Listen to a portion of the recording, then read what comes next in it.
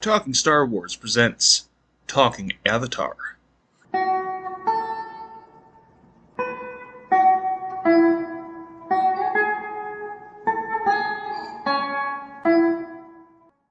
All right. Hello, Star Wars slash Avatar fans. I'm Alex, And I'm Connor. and we are talking Star Wars. But as anyone who's been listening for the last couple of weeks and the month has realized, we're in the middle of our series on taking a detour from Star Wars to talk about another series near and dear to our hearts, Avatar: The Last Airbender, and its surrounding media, being another multimedia franchise with themes we thought worth exploring. Yes. And today we're going to be taking a look at the Campbellian hero's journey. And correct me if I'm wrong, but we talked a bit about this in our actual normal run of Star Wars episodes. Is that right? Yeah, we've touched before, if you are a listener of our previous episodes, on the hero's journey, sort of in a passing way. And we'll sketch this out. We're going to use Luke Skywalker as an example, and then we're going to map that out onto our protagonists in the Avatar world, which follow similar trajectories, but we'll get more in depth there. For those who do not know, Joseph Campbell in the 1950s wrote a seminal work called The Hero's Journey, which this was pre-internet, pre-storytelling, classes that could, consult with archives of the entire extent of all human art ever. So Joseph Campbell was one of the first people in an academic sense to look at all of the various myths, mythologies, legends, and stories of various cultures across the planet, from ancient Mesoamerican cultures to Mesopotamian cultures to China, India, the sub-Saharan Africa. And he's like, man, humans like to tell a lot of the same stories with a lot of the same tropes. It's like we have this whole standard cycle. I'll call it the hero's journey. And that is a similar cycle that subconsciously, or just because it makes good storytelling, is present in some form or another in most traditional story, character, and plot-driven narratives in art today. And really, since then, it has helped shape future media and future stories because, if you are an author, a writer trying to come up with a story that people will find engaging and relatable, what better than to use a model that has proven to be successful time and time again? Yeah, and of course, Aristotle did his own work in categorizing the types of narratives, a tweaked version of which is still taught in writing classes today. Man versus man versus self, man versus God, man versus society, and we have more updated versions. Man versus machine, as seen in Terminator. Yes, but those are types of conflicts, and conflicts are sort of a subcategory in Joseph Campbell's The Hero's Journey. We'll go ahead in this episode description, link a picture of the hero's journey for everyone to look at, but we'll say the steps out loud as we go through them. There are various versions between like 6 steps and 17 steps. That's traced directly from Joseph Campbell's original writing. We're going to cut out some of them that are very Freudian in nature. Joseph Campbell, when he wrote, Freudian psychiatry was the biggest thing in the understanding of people's subconscious. Mental health and the understanding of the human brain has moved on. So those parts of it we're just going to leave by the wayside while we talk about the insights he had, sort of the universal story tropes, ideas, and aspects of a heroic myth that he identified, because Star Wars and Avatar are both heroic myths. We have a hero and with a supporting cast of characters who goes through a specific series of steps and then achieves his goal after sacrifice. So that said, Connor, are you fine if I take us through Luke Skywalker as our quick example, because most of our listeners will be the most familiar with Star Wars? Sounds good. And then we can compare that to Aang and Korra's journey from there. Sure. So I'm just going to go, this is 12 steps. So step 1 is called the ordinary world. And that is where we establish the hero is in a static position, is existing in a state. The world is in one way, and the arrival of the hero is going to then upend this normal, ordinary world. But first we have to establish what the baseline is before the hero can change it. Now, some of this we'll notice is going to be a little different than maybe Joseph Campbell's hero's journey is for those who are familiar, because he was writing from human myth present in the real world. As we both know, Star Wars and Avatar are set in secondary worlds. So thus, the ordinary world here is not the world as you and I know it, but a separate world, a galaxy far, far away, or the world of the Four Nations, as it were. But both, so the ordinary world step for both of these needs some extra time. You can't just have a panning shot of a village in the Amazon, or you can't just have Neo in the Matrix going about his normal everyday office job and selling some hacked together technology to mysterious benefactors. You need to spend some more time establishing what this world is like. And that's why we have a pair of droids, these outside audience insert characters, to help introduce, the different aspects of the world and the rules that are necessary to follow, along with the different environments that they'll be interacting with. All right. So with Luke as our example, the ordinary world, the opening crawl sets this up. The Empire exists. The rebellion is fighting it. People are scared. People are afraid to go against the Empire. There's a far-flung galaxy with thousands and millions of planets and trillions upon trillions of people. That's our ordinary world. Empire, rebellion, ordinary people. Then we get to step 2, the call of adventure. And this is the arrival of Leia's message to Luke, who's saying, "Help me, Obi-Wan Kenobi. You're my only hope." Call to adventure. Go. Save this woman. Deliver the message to Obi-Wan Kenobi. Become part of a greater world. Call of adventure. Then we get to step 3, which is refusal of the call. Luke is like, "I cannot go. I must go get power converters from Anchorhead. The world is too big. I am too small. I cannot upend my life as Obi-Wan invites me to journey to the stars." So call of adventure is everything from, the message to Obi-Wan saying, "Become a Jedi like your father and join me." And in many stories, as is common, Luke says, "No, I will not. I'm going to go back to my farm. I'm going to live my ordinary life. I will like the ordinary world. Can we stay in step 1, please?" So this is comfortable. This is where I operate.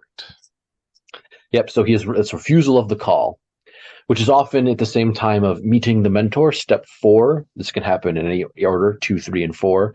So meeting our mentor is Obi-Wan Kenobi. So in some cases, the mentor makes the call. In other cases, it does not. The call happens before you meet the mentor. But meeting this mentor figure is necessary. So in this case, meeting the mentor is Luke refuses the call, and then his family is dirty. He cannot go back to the ordinary world. So he must return to his mentor and be like, the mentor then offers what Joseph Campbell calls the sacred wisdom, the sacred knowledge, like become a Jedi, learn the ways of the Force, take your first steps into a wider world. So Luke agrees, which is then takes us to step 5, going from the departure phase to the initiation phase, being initiated into the mysteries of the greater world. So step 5, crossing the threshold. So that is journeying on the Millennium Falcon, seeing Obi-Wan cut someone's arm off with a lightsaber. The Empire knows your name, and then Alderaan was destroyed. The ordinary world is gone. We have crossed the threshold into the grander world. So then we get to step 6, tests, allies, and enemies. This is where the majority of plot really happens in most stories.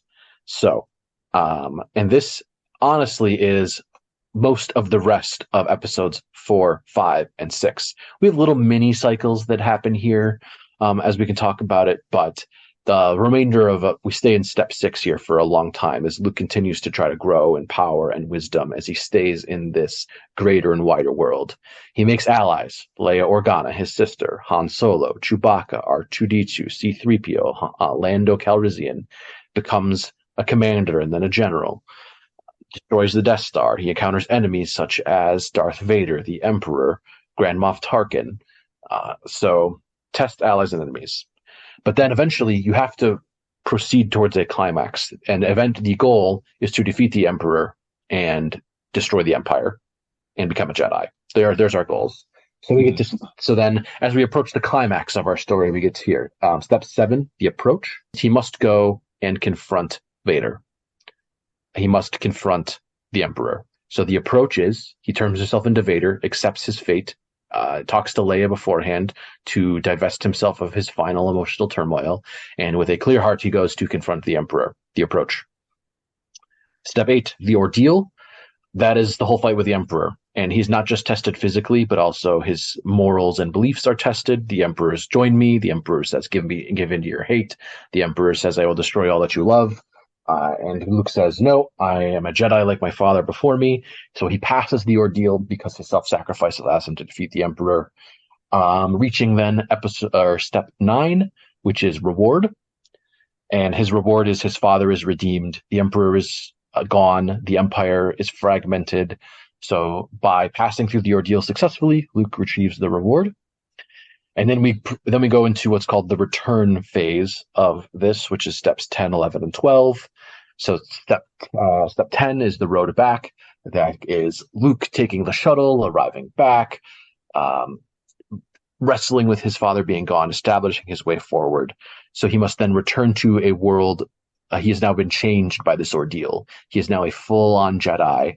He blesses the reunion between Han Solo and Leia. He himself is now changed. He is no longer the farm boy. He is the man. He is the Jedi. So that takes into step 11, resurrection. This can be literal or metaphorical. In Star Wars, it is metaphorical. Luke is reborn not as Luke Skywalker farm boy, but Luke Skywalker Jedi Knight, Jedi Master. He then is going to build a new Jedi Order. He has transcended his previous concerns, and he is reborn as a new self. As we can see in Avatar, sometimes this is more literal in that we have protagonists in both of those cases who die or come near death and then do return. And then to use, to draw on the Matrix again, or I mean, you could even look at this in a biblical sense. Jesus died and is reborn. Matrix, Neo dies and is reborn as the one. Resurrection. And then step 12 is called return with the Elixir. So that is, you have the sacred wisdom, you have obtained it. This was the goal of your journey. For Luke in Star Wars, this is the power of the Force. He is now fully realized as a Jedi Master. He meets Yoda and Obi-Wan. He has forgiven his father. He has overcome all of those. So he's able to then provide this wisdom to the galaxy at large. He establishes a new Jedi Order. He can train his nephew. He is now capable of all of these things because the whole passing the threshold and taking the reward is not for the hero. It is for the world at large. So in this case, in Star Wars, the Elixir is the power of the Force, the sense of hope going forward, that the galaxy will now be a better place. And I will say with small caveat that he is successful from a certain point of view, but he goes through his own subsequent cycles and journeys. It's the hero's journey is something that is not 100% complete in a person's life, in a character's life, but it is something that is the bulk of their creative narrative.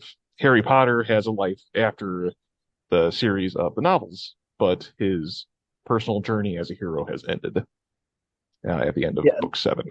That is very common. The story stops when you stop telling it. You've reached the end of this monomyth, this mythological cycle of the mythic hero. But you can always keep going, and then the story either becomes pedestrian or the hero falls, or they become part of someone else's journey. So that is our 8-minute version with Luke Skywalker. We're now going to take each of these steps again and look at them also in slightly more in depth from the perspective of Avatar, which is really, especially Aang, who's very quintessential mythic hero, being the Avatar across 3 seasons of 61 episodes. Luke does the same journey in 3 2-hour-plus movies, but they follow the same cycle, just with more nuance and variation. So we'll start back at our departure phase of the hero's journey. And we're doing this, we'll look at Aang and Korra together, I think. We have some other characters we might talk about it in. Connor, do you think Zuko goes through the same arc, since he's really the deuteragonist here? He goes through many steps, I would say, in the journey. I mean, just kind of glancing through, there are some elements where, like meeting the mentor is his uncle. He's known his mentor his whole life, but I would say that part of his journey takes place prior to the show's start. We see it in flashbacks. But I would say that he goes through a very similar approach by the end of the Avatar series. Yeah, so I think we'll take this as Zuko too, because he truly is a deuteragonist. He's an antagonist to Aang, but is protagonist of his own arc and is the second most important character in the show. He is present in almost as many episodes as Aang is. So he is the other heart of the show. Korra really lacks a deuteragonist. There's a greater emphasis in Korra on the antagonists and how they act as foils ideologically, which is perfectly fine, but that's more focused on Aristotelian conflict in a different way than a hero's journey. But that said, let's return to our hero's journey, and we'll talk Aang, Zuko, Korra at each step here. So we have step 1, the ordinary world, and as we discussed before, this is establishing how the world is. With Aang, we have to establish the new normal. So it's actually very similar to Star Wars. There's not an empire, there's a Fire Nation. There's not a rebellion, there's the Earth Kingdom and the Water Tribe that are resisting their imperialism. There is bending, magic of a sort.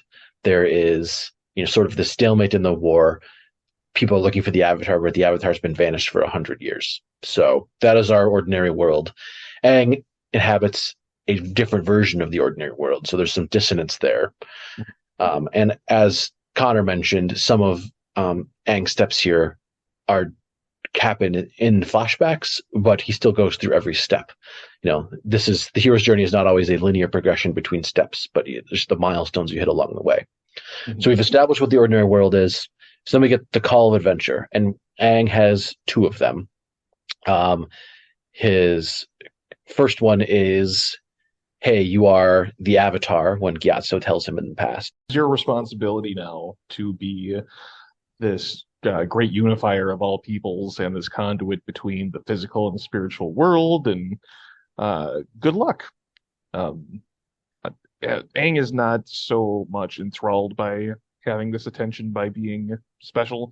He is very happy, very satisfied in his, current lot in life, being a student of the air nomads, and he directly refuses the call by choosing to flee and run away from home. Yep. And so that's refusal of the call, step 3 for Aang. So, which is then explained why he does not refuse the call later when Katara and Sokka call upon him to help defend their village.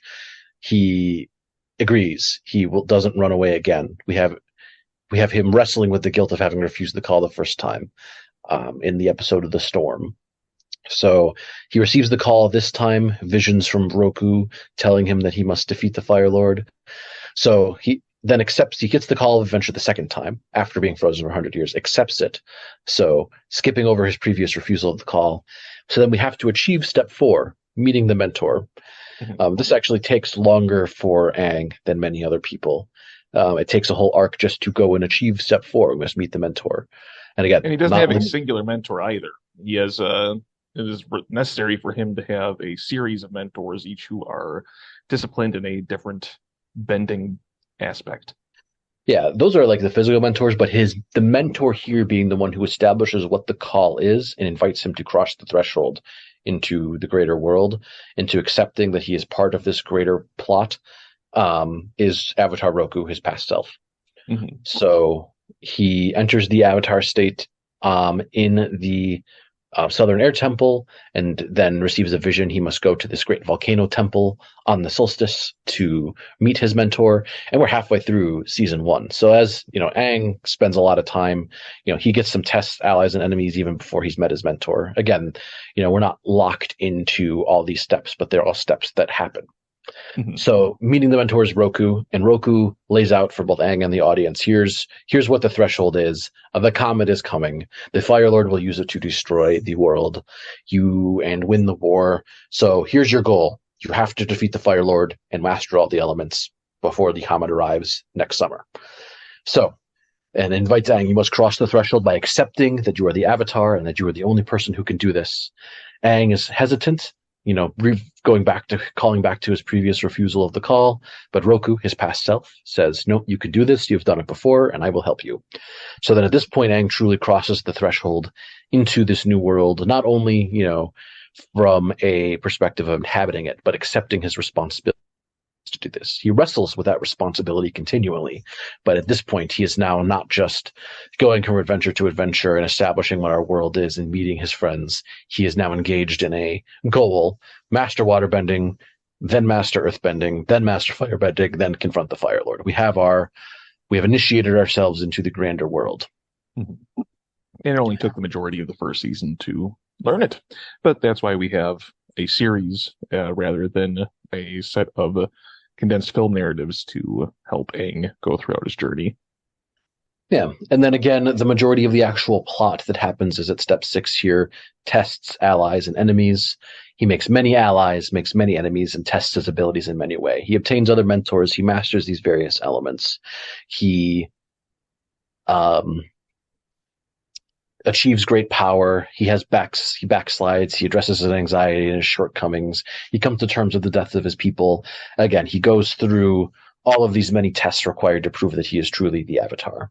And then Avatar is a little bit unique in that we have a fake out of going towards the ordeal, facing Azula in season 2, and instead dies and is resurrected, and then has to proceed through more tests, allies, and enemies before having to be reborn again during his fight with Ozai. So bouncing in between some of these steps here, but and so we can see, in a season of a show, we have sort of these plot cycles. You have an antagonist, they're pursuing a goal, the protagonist make a choice and then change at the climax, but that's more of a plot thing, less so than this overall hero's journey. So then getting towards the back half, the climax of the story, we have the approach, and that is where Aang must leave by himself. He must leave behind his allies, he must leave behind those he has gathered, and journey to the island of the Lion Turtle and talk to his past lives to prepare to fight the Fire Lord by himself. The approach, step 7. And then step 8, the ordeal, is his whole fight with the Fire Lord. Mm-hmm. So he has been scarred and wounded. He has doubts. He must overcome them. He faces this ordeal. And again, like much with Luke, it is not just physical combat. There are heroes' journeys that don't involve physical combat, though, of course, humans love their fighting, so many do. But in this case, the primary even vector of the conflict is spiritual. He is not only fighting Ozai, he is fighting himself. Can he bring himself to kill someone else? Is killing someone else necessary? Would his victory be hollow if he kills someone? And the show provides no easy answers for those. Aang does find an option to achieve victory without harming or killing Ozai by removing his bending, but it's shown that then Ozai in the future could have been a potential threat. But Aang, by succeeding in stopping the destruction of the Earth Kingdom, succeeds as his ordeal, and he achieves his reward. He is a fully realized Avatar. The Fire Nation's ambitions have been foiled. He is able to emerge as a hero, achieve peace, and fall in love with Katara. And so he attains, by facing the ordeal, he achieves that reward. So then we go through these last steps fairly quickly. Step 10, the road back, that is simply, coming back from this state of constant conflict. He must return to rebuild the Air Nation. He doesn't really have a hometown to return to, in the same way that like Odysseus would. So he has made his own new path. So his road back is more back to his friends, joining them again, and returning to a new ordinary world that he has made himself. His resurrection is, in this sense, we had him actually almost die twice and then actually die once and then get resurrected. But in this case, his resurrection is again more metaphorical. He is no longer Aang, precocious penguin-slaying child. He is Avatar Aang, fully realized in his powers, responsible and up to the task of facing the challenges of the world. So we see this when he is changing up his wardrobe, meets with Zuko, accepts the responsibility, no longer running from it as he did 100 years before. He even has a new ability gained and earned that past avatars have not had for quite a long time, which is the ability to take away or gift someone their bending. Yeah, and that is part of the return with the Elixir step 12. What is the greater wisdom and power that he has returned to the world with? And that is discovery of the origins of bending. That is returning the world to a peaceful state. That is having greater wisdom to pass on to his future lives. That is rebuilding the Air Nation with Katara as his bride. So the Elixir in this case is the ability to heal the world from the sickness of violence and war that has infected it. So, yeah, and the Avatar himself each time is a hero's journey, and then preparing for the next life of And of course, he will go through further adventures, but this is the first great hero's journey of Aang's life. Well, most important, some would argue. I mean, he did bring back world peace. Yeah, save the world, and as you'll see in our EU review episode, there are future trials that he must overcome. But he has been armed with the skills he uses to go through those conflicts because he's gone through this mythic hero's journey cycle. Mm-hmm. So then, would you like to talk about Zuko, since his closely parallels what Aang goes through? Yeah, and I think seeing that Zuko actually falls into most, or if not all, of these steps is what proves that he is also a protagonist, the deuteragonist of this mythic cycle. So yeah, looking at this was Zuko as the deuteragonist hitting many of these steps in the hero's journey. Zuko, because he starts as an antagonist and then flips to being a protagonist. So we have some mirrored examples of each of these. But at the start, we have the ordinary world. And for Zuko, this says he has been banished. Connor, do you think we should approach this like, is Zuko's big hero's journey becoming a protagonist? Because then I think that's the lens we'll look at it here. So yeah, the ordinary world. So yeah. Zuko stays stuck at the ordinary world for most, if not of the majority of the series. He cannot envision even when he is going through various tests and challenges, he refuses to go on the path of a hero. In fact, he hits the call of venture several times to potentially turn to the side of good. His uncle, Iroh, calls him to the side of good, at the end of the first season, at the end of the second season, and it's not till midway through the third season that finally Zuko is able to accept the call and cross the threshold. The threshold in this case for Zuko is joining Team Avatar. So yeah, the ordinary world for Zuko is he needs to regain his honor, and when he does, he finds it is not what he wanted. So he refuses the call of venture, in this case, join the Avatar several times, refuses that call. And in which case he does not, even though he meets his mentor several times, it's Iroh every time, he is not able to cross that threshold until finally it is almost too late. But eventually he stops refusing the call in season 3 during the Day of Black Sun. By meeting the mentor in this case is then his meeting with Iroh in his cell when he learns the truth of Avatar Roku and Fire Lord Sozin. So that finally allows him to cross the threshold in opposing his father and attempting to join with Team Avatar. So most of the hero's journey for Zuko starts happening in season 3 when he stops refusing the call. So that we have tests, allies, and enemies. He has made enemies of his sister. He has the Southern Raiders. He has the Warden of the Boiling Rock. More important for Zuko are these allies he has gained, and then the tests that he undergoes with them. Testing his own sense of self, his own fire-bending ability needs to be regained, and he needs to earn the trust of his new team. So again, step 6 is all of the field trips that Zuko goes on with all of his new allies. Just a very odd progression.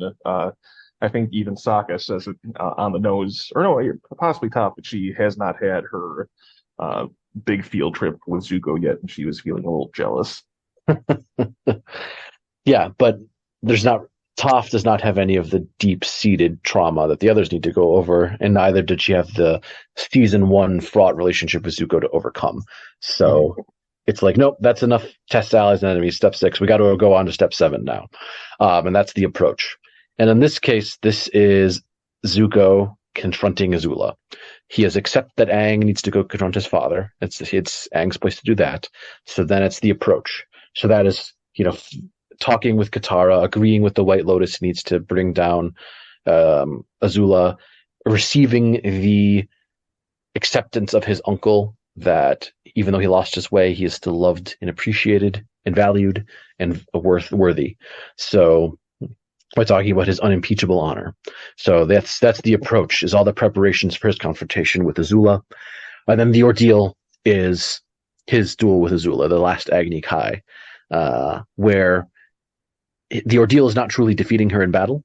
The ordeal is the fact that he has won allies with his new redemption. Because he himself may or may not have been able to beat Azula, but because Katara is willing to overlook her previous hatred of him and sides with him, they are together able to defeat Azula and pass the ordeal.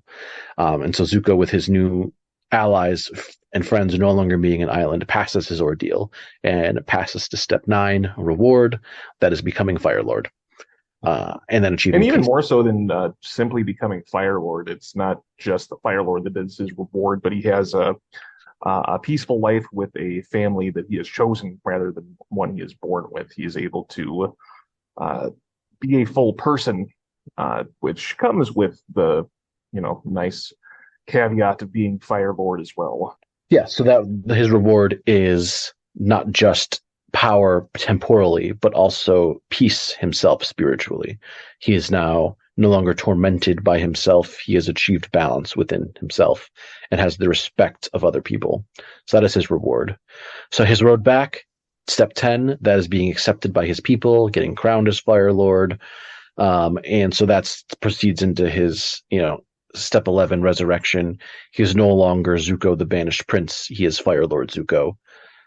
And again, more of a metaphorical resurrection here. He cuts his hair to have a top knot again, and is no longer just the shaggy refugee. Nor is he the scarred and angry prince. He is the Fire Lord.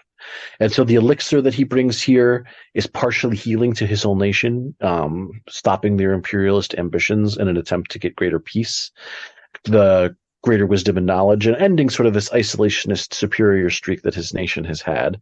So not to the same extent that Aang needs to heal the world, but Zuko's is instead focused more on his own people.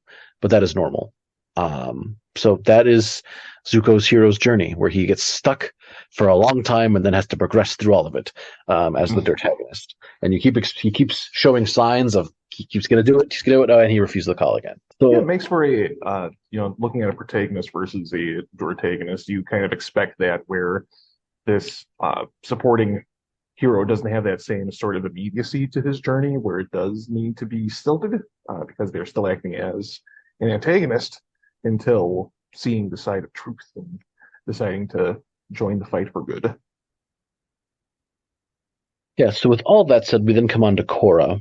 And Korra has a very cyclical hero's journey in that she goes through most of these steps multiple times because she keeps encountering more and more ordeals to overcome. So we start with her is the ordinary world for her is proceeding through her avatar journey at the White Lotus compound at the South Pole, with her life controlled and ordered by those older than her. So that's her ordinary world. So her call of adventure is you must become an active part of the world and become avatar in a greater context. But the other call of adventure is you must also connect with your spiritual self. You must not only be a physical fighter, you must also be a spiritual avatar. And it's that latter part where we get some refusal of the call. So one, she refuses to stay in the compound, so she refuses that part of it. But she also refuses to believe that she is capable of such spiritual connection. She doesn't even believe that she's capable of airbending, which is something that is necessary for her as Avatar. Yeah, so her refusal of the call is more subtle than the others, like Zuko and Aang and Luke all explicitly rejected the call. But then again, they had more physical threats. Many of Korra's periods of growth there are external threats to her life, of course, but she has a greater amount of internal spiritual growth to do, less than coming to terms with trauma that has been inflicted, coming to terms with how she should, well, that comes later, but coming to terms with how she should act in a more complicated world. And then meeting the mentor for her, at least in season 1, that's Tenzin, and that's also Wan, and that's also even in season 4, meeting the mentor is Zahir, her previous antagonist. So she meets many mentors over the time in each of the arcs that she has to overcome various individuals. And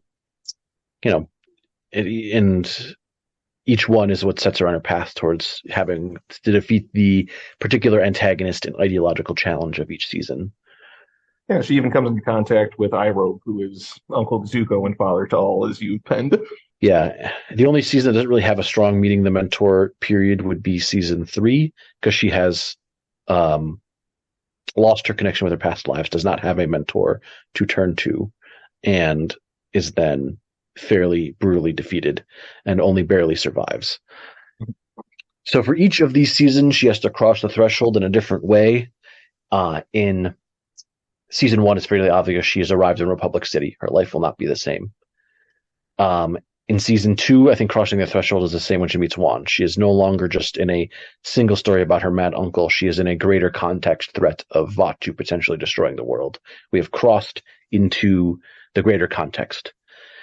In season 3, that is not just trying to survive herself from Zahir trying to kill her, but realizing she has crossed the threshold when it's revealed that Zahir wants to kill the Avatar as a person, as an institution. And then season 4, she crosses the threshold when, what would you say, when she has the poison removed from her body, when she comes out of exile to fight Kuvira? I would say when she comes out of exile, that would be crossing the threshold, because I would say having the poison removed from her body is a culmination of that, but it's not just this physical act. She needs to mentally be prepared to return and fight Kuvira as well. Yeah, and in season 4, honestly, it's admitting that she's traumatized and needs to overcome that trauma. It's crossing the threshold. Much of the conflict in season 4 for Korra is how she has post-traumatic stress disorder and needs help and support to get through it. She can't just exist alone. So then tests allies and enemies. I mean, this is, again, most of the plot. But, it's her love triangle with Mako and Asami, and then eventually ending up with Asami. It is the pro-bending tournament. It is trying to escape Amon. It's the journeys into the spirit world. It's meeting Iroh. It's making all of these various allies, all these various enemies, and overcoming the tests that grow her power. Which we're learning mental bending is another of her tests, and so on. Mm-hmm. But for each season, she has an approach where she then has to gear herself up to fight the primary villain. And it's fairly straightforward each time. In season 1, that's facing Amon, confronting him at the rally.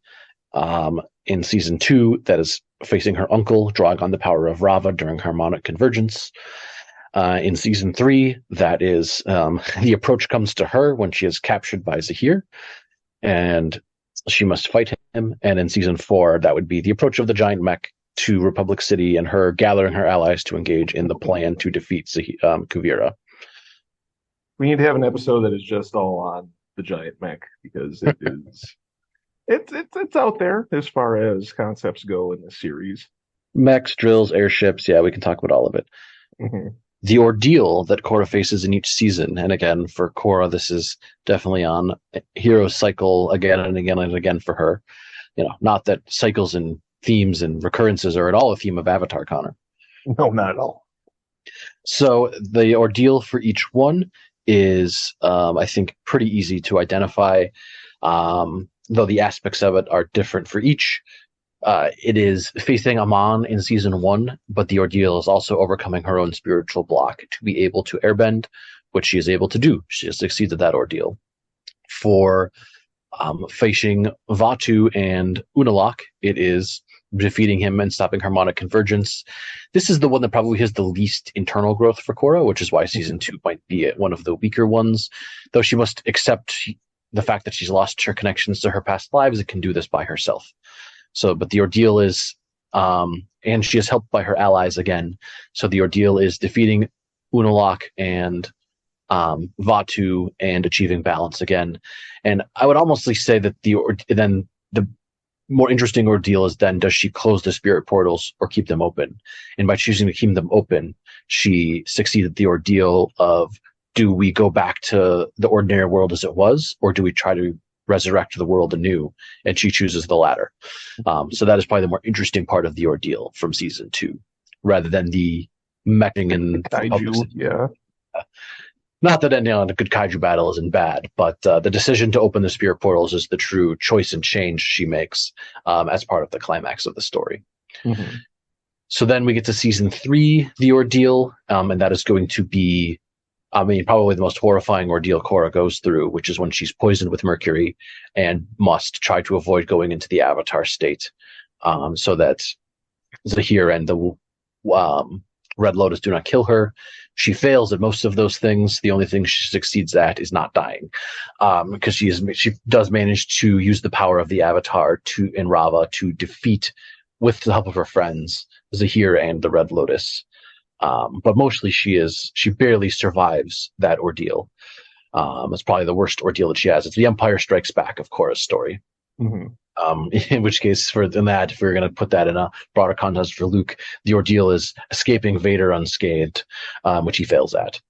The heroes don't always succeed at their journey. We're talking about their successes. We'll talk about failures at some other time. And then, the ordeal in season 4 for Korra is twofold. It's defeating Kuvira, and it's the same thing that Aang faced when fighting Ozai. Do I kill Kuvira or do I spare her? And Korra, much like Aang, decides to spare Kuvira, thus showing her mercy. And her growth as a person, because she straight up would have murdered Kuvira 5 years before. Oh, yes. And I guess, real quick, is Kuvira arrested at the end of that? I forgot how she is ultimately overcome, because with Ozai, it's very clear, just memorably, but I seem to remember Kuvira and Korra walking off together somewhere to some mutually agreed punishment. It's revealed in the Ruins of the Empire comic that Kuvira is in custody. And then once her subordinates refuse to surrender, she is granted limited work release to go overcome her previous subordinates. But she is certainly in prison as a proto-fascist at the end of season 4. Sure. So then the road back has various ways, and Korra probably actually has the most roads back to travel, kind of Odysseus style, at least with the most implication. She has to return. She returns to the South Pole at the end of episode 1, coming full cycle from the beginning. Very original hero's journey. But she has been changed by the process. Is no longer the person who can fit in that compound. So that's Korra's road back in season 1.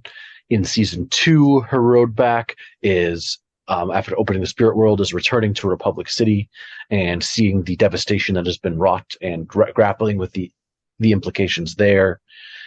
In season 3, that's waking up in the hospital to a world that will never be the same. Not only has she lost her connections to her past lives, but she has been permanently mentally and physically scarred by her ordeal at the hands of Zahir. And then in season 4, that is attending Varric's wedding. So now we can see the new normal start to set in. There's now, not only are the spirit portals open, not only has Zahir been defeated and is in custody, not only is the threat from the Earth Empire been defeated, but now we can look at future growth. The nascent relationship with Asami starts to bloom, and we see a new beginning in Varric, a previous antagonist, finding love and acceptance with someone who won't put up with his shit. So then we get to his hero's journey is. Yeah, I was just going to say his hero's journey, much like Zuko's, is one that is not altogether normal or expected, but still well enjoyed by the time of its culmination. Yeah, and then we get to the resurrection, where Korra achieves the resurrection, stage 11, for each story. That would be Aang healing her in season 1, so she is able to become is reborn again as a fully realized avatar. In season 2, that would be sort of the same as the road back, when she opens the spirit portals, accepts that she is, joined with Rava, and then is now going to have to literally be the bridge between worlds, not just metaphorically, because the worlds now have a literal bridge between them. In season 3, the resurrection is darker. You're not always reborn as a better version of yourself, as when Anakin Skywalker is resurrected as Darth Vader at the end of Revenge of the Sith. So in Korra, that is the resurrection step, is her waking up in bed, scarred again, and then seeing the parallel of Jinora being given her tattoos and being reborn as a fully realized airbending master, and she herself has regressed and can no longer handle what she once did, and she weeps a single tear, which is the most heart-wrenching ending of any Avatar season. That includes season 2. It's not a competition, but season 2 of Avatar: The Last Airbender, season 3 of Korra endings, the saddest. And then the resurrection in season 4 takes place when really she goes into the spirit world with Asami. She is now reborn as, I don't have to solve every problem in the world myself. I can just take some time to be with the people that I love and explore what the world has to hold for me. So she is reborn. She's already become a fully realized avatar, but now she is a full individual who knows when to take up the shackles of responsibility and when to set down that burden. And So she then hasn't just become a physical hero. She is very capable physical combatant, but she has now gone on to defeat foes that are more of a moral and a political opposition, and learning that she's not just there to punch the bad guy, but she's there in order to, be the Avatar and serve the world as it needs to be served. Agreed. Yep. And then we get to the last step, return with the Elixir, bringing some kind of greater knowledge, wisdom, power, healing, information to the whole world. In season 1, that is kind of defeating the Equalists. Korra struggles with this step to not just heal herself, but to heal the world itself. So in season 1, there's not really any greater other than, the big one would be return to the Elixir that Korra brings is, hey, the underlying political influence that brought about the rise of the Equalists, having a bending council rule a city of mostly non-benders, not great. So the Elixir in that sense is the establishment of democracy in Republic City, the first democracy in that world, the implications of which we will talk about in a future episode in Politics of Avatar. So that's season 1 is probably the Elixir that she brings is, hey, let's try to remove the source of the Equalist movement. In season 2, the Elixir that she brings is opening the spirit portals. It sort of all happens at the same time. The world must be changed. By existing apart from the spirits like this, we have prevented the flow of spiritual energies, and while it is simpler to keep them closed, harmonic convergence is going to keep happening, and hopefully this will remove barriers of understanding between these two parallel worlds. It is a bitter elixir for many, but she makes that choice and that decision. And as we can see, it then pays off later when she is rewarded with the rebirth of airbending and mensch of the population of the world due to the greater spiritual energy. In season 3, kind of on a downward trend here. I don't know if she has an elixir to achieve here just because she is then forced in the beginning of season 4 in order to pursue this return to individual power. Yeah, I heard this elixir is not a good one. It is a poisoned chalice that she has at the end of season 3. What she intakes and brings is a sense of defeat, a sense of inadequacy. But then we see that her challenging Zahir and defeating him has allowed him to realize that his actions were extreme and cost him everything. And so he then can make the choice to, well, he despises Korra, or dislikes Korra. He despises Kuvira. And so in season 4, it even advises Korra on how she can defeat Kuvira, locked in his cell underground. So, but the elixir primarily that Korra returns with is trauma. The elixir is trauma in season 3. Mm-hmm. So in season 4, we have peace. Peace, again, is the elixir that Korra brings. There is love, renewal, marriage, rebirth, friendship, a positivity. We have not only overcome the threat of the spiritual world in the previous seasons, the threat of extreme ideologies. We have overcome the political threats of an unstable world. And so now we have finally achieved something like peace. Mm-hmm. Again, peace again, as we have with cycles, because peace is not a permanent state of existence, because we have the peace of Aang that he brought in defeating the Fire Nation, and it has only gone on to just shift generationally. Well, that is why the hero's journey is always depicted as a circle, because once the hero has brought their elixir to establish a new world, that ordinary world must then give rise to another hero to tackle the next cycle of challenges. So it's called the mythic cycle for a reason. So every time there is a challenge or a healing or peace, something else will come to disrupt it, and more heroes will arise in the narrative, in the world, to deal with it. Mm-hmm. So that is our take on taking a Campbellian hero's journey viewing of Luke Skywalker's story, Aang, Zuko, and Korra. We hope that you enjoyed it. Connor, what would you say in the long view, looking at all of these together? Mm-hmm. I would say that taking a step back and considering the hero's journey, why it exists, why is it still being referenced, utilized, it's harkens back to what you're saying, is that this is a shared kind of human path that not only has relevance today in our culture, but has for aeons and will continue to do so, just because they deal with very, human issues of having to take on responsibility, change the current world in which we live in, and continually ever establish new modes of living. So I think it's something that we can relate to, and it goes to show just how different it could be adapted, because the journey and the goals that Aang must try to achieve are still structurally on the surface very different than what Luke Skywalker has to do, and very different from what Korra has to do in the next generation. You know, it can be used for characters that are more protagonist leaning, or more, you know, characters that even began as antagonists. So it's a lesson to be learned that these things that we learn about in school are actually quite valuable and helpful in understanding media and inventing it as well. Yeah, and I think when some of these steps are missing or glossed over is when you get less satisfying stories, because a lot of people focus on step 6, our tests, our allies, our enemies, our plot. So that is important, but it is, as we've seen, it is to understand the context of why that struggle is important. We need the ordinary world, the call to adventure, the meeting the mentor, and crossing the threshold. When we lack some of those steps, some stories do this in an avant-garde way, but we start to lose context for, like, why should we care about what's happening?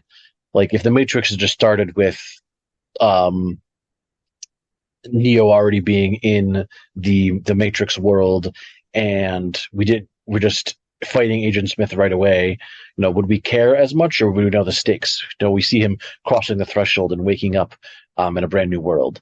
So those first 5 steps before we even get to the plot, like the primary thrust of, you know, our duels and our dramatic confrontations and our political leaning or political machinations and all of those, you know, satisfying things that happen in things like Game of Thrones or Avatar or Star Wars. But you need to have that context beforehand. And as we can see, the final 6 steps are entirely about the climax of the story, which can often take place in a single episode, a 10-minute sequence, a very short amount of time to go through all those. But that is what achieves the culmination of everything that's happened before. So that is why the climaxes and completion of such intricate stories are so satisfying, is it hits each of these notes. Not only is there an ordeal to be overcome, but there is a reward, positive or negative. We see the effects that has on the greater galaxy at large, or at least we can guess at what happens. We see the hero reborn into a new self, sometimes in a 15-minute montage, like in Return of the King, when Frodo, Sam, Merry and Pippin return to the Shire, and sometimes in 5 seconds, like in Mass Effect, when Commander Shepard grins and we get a couple of slides about what happened. And then we get to either guess at or see depicted what the Elixir has done, what the change to the world has been wrought by the hero's actions. And sometimes stories leave these final steps implied, which is, you know, a very modern storytelling device, but as long as you can imagine the trajectory they're happening. But when there is insufficient information to imagine them, that might be why some endings feel unsatisfying. Well, what does it mean? How did the hero change? How did the world change?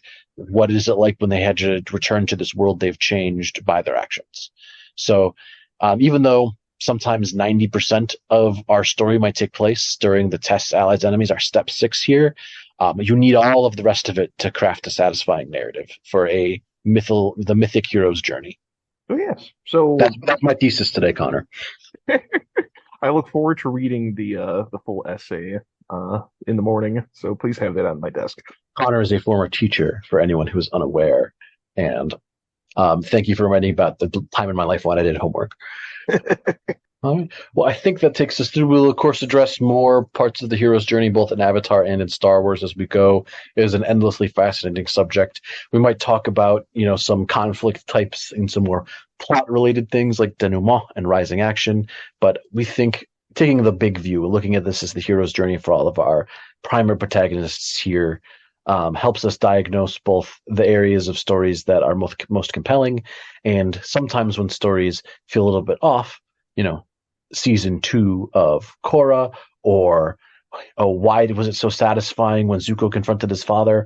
You look here and you can see, Zuko was crossing the threshold, or this is the ordeal that we're going through, or he's refusing the call to adventure. It's not to overanalyze this. We're not trying to pigeonhole these things, because you can see this happens in many different aspects and expressions, but it's kind of human nature. And so as stories go, we can see reflections of these in pretty much every story.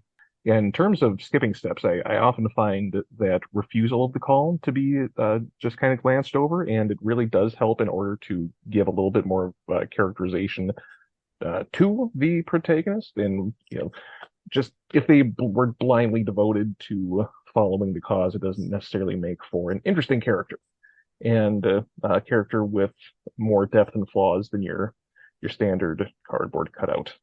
Yeah, and refusal of the call has many variations. Sometimes it can be agreeing to do the physical actions, but not really grappling with the deeper implications, or only wanting to have like the physical rewards without wanting to pay the sacrifice of it. So the refusal of the call is not just, I'm going to stay at home and do nothing. It can, or I want to stay in the ordinary world. It can be, I want to have the reward without going through the ordeal.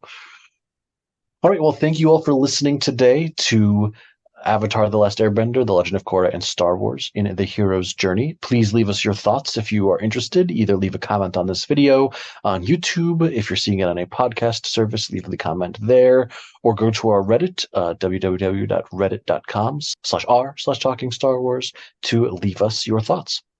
We're about halfway through our mini season on Avatar: The Last Airbender, so the time is now if you have ideas on topics that you would like to hear us wax on. Yep, so join us for the next month and a half for more Avatar content, and then in the future, season 2 of Talking Star Wars.